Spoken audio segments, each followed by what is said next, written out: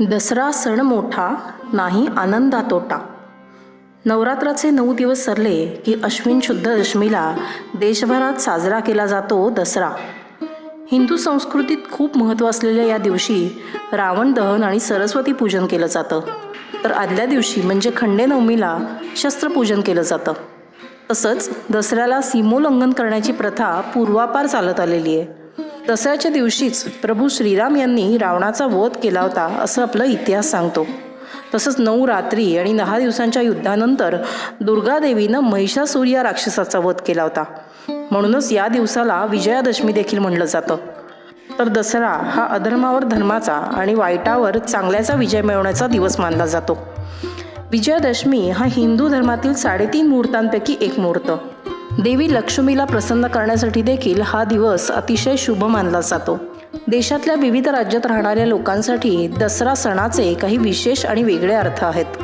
या कारणांमुळे देशाच्या विविध भागात या उत्सवाचे अनेक अनोखे रंग पाहायला मिळतात. चला तर मग आज दसऱ्याच्या सणानिमित्त भारतातल्या विविध भागातल्या दसऱ्याची एक सफर करूया. उत्तर भारतात हिमालयाच्या कुशीत कुलू घाटीत दसऱ्याचा उत्सव 7 दिवस साजरा होतो. कुलूचे लोक थालपूर मैदानाच्या जत्रेत भगवान रघुनाथाची पूजा करतात. आजूबाजूच्या परिसरातले ग्रामस्थ या जत्रेत विविध स्थानिक देवी देवतांच्या मूर्ती एका पवित्र मिरवणुकीत घेऊन येतात. तर रामलीला सादरीकरण हा नवरात्रीतील नाट्यविशेष उत्तर भारतात प्रचलित आहे. 9 दिवस चालू असलेल्या रामलीला नाटिकेची सांगता विजयादशमीला रावण वधाने केली जाते. यावेळीस रावणाचा मोठा पुतळा उभारून त्याचं दहन करतात. दिल्लीतल्या नवरात्रीच्या दिवसात सर्वच दिवशी संध्याकाळी रामलीला सादरीकरण बघायला मिळतं. रामायणाची गोष्ट सांगणारी नाटकं अतिशय प्रभावी पद्धतीने आणि आधुनिक तंत्रज्ञानाचा वापर करून सादर केली जातात. लाल किल्ल्याच्या आजूबाजूच्या परिसरात दसऱ्याच्या दिवशी शहरात विविध ठिकाणी रावण, मेघनाद आणि कुंभकर्ण या 3 राक्षसांच्या पुतळ्यांचं दहन केलं जातं. राक्षसांचा राजा रावणाच्या मूर्तीला आग लावून दसऱ्याला रावण दहन साजरं केलं जातं. या दहनामागे समाजातील आणि सर्वांच्या मनातील वाईट विचार, सवयी यांचा नाश व्हावा ही भावना असते. उत्तर प्रदेशातल्या वाराणसी, लखनौ आणि कानपूर सारख्या शहरांमध्ये शहरातल्या प्रमुख ठिकाणी रामलीला मोठ्या प्रमाणावर पार पडते. पंजाबमध्ये देखील दसऱ्याच्या दिवशी रावण दहन होतं. लोक परस्परांना मिठाई भेट देतात. पंजाब राज्यात दसऱ्याचा सण हा 9 दिवसाचा उपास आणि शक्तीची उपासना करून साजरा केला जातो. या दिवशी देवी शक्तीची पूजा केली जाते. राजस्थानात आजही नवरात्रीला अश्वपूजन करण्याची प्रथा आहे. विशेषतः जयपूरमध्ये निष्ठा, आत्मसन्मान आणि शक्ती यांचं प्रतीक म्हणून अश्वांची पूजा केली जाते.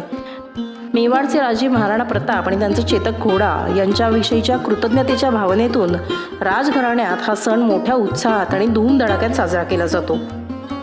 महाराष्ट्रात कातकरी आदिवासी स्त्रिया या दसऱ्याच्या दिवशी विशिष्ट पारंपरिक नृत्य करत आनंद व्यक्त करतात. या नृत्याला दसरा नृत्य असंही म्हणलं जातं. तसंच दसऱ्याला झेंडूच्या फुलांनी पूजा करण्याची प्रथा आहे. यंत्र, वाहनं, अवजारं यांना फुलांच्या माळा घालून त्यांच्याविषयी कृतज्ञ भाव व्यक्त केला जातो. तसंच सरस्वती पूजनाची ही प्रथा महाराष्ट्रात बघायला मिळते. महाराष्ट्र राज्यातल्या कोल्हापूर म्हणजे करवीर संस्थानामध्ये वैशिष्ट्यपूर्ण दसरा सोहळा बघायला मिळतो. इथल्या ऐतिहासिक दसरा चौकात हा सोहळा संपन्न होतो. छत्रपती शिवाजीराजांचे थोरले पुत्र असलेल्या शंभूराजांची पुढची पिढी या कार्यक्रमात सहभागी होते. संध्याकाळी भवानी मंडपातून मिरवणुकीला प्रारंभ होतो. विविध वाद्य, तोफांचे आवाज, वाद्यपथकं, सनई चौघडे, हत्ती, घोडे यांची शोभायात्रा निघते. पश्चिम बंगालमध्ये नवरात्रात होणारी दुर्गा पूजा किंवा दसरा ही त्या राज्याची ओळख मानली जाते. या प्रसंगी विविध थीमवर आधारित पंडाल उभारले जातात.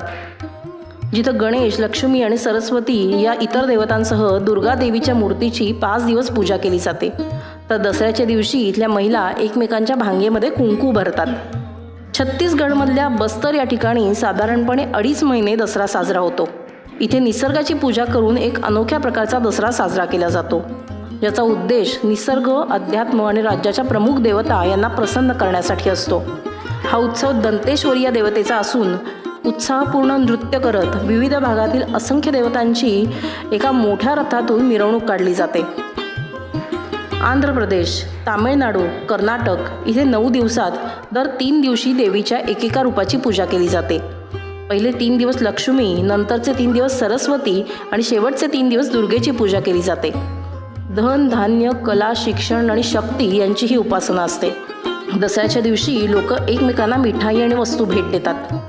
आंध्र प्रदेशात विजयवाडा इथे इंद्रकिलाद्री पर्वतावरती कनकदुर्गा मंदिर आहे. इथं शारदीय नवरात्रोत्सव साजरा केला जातो.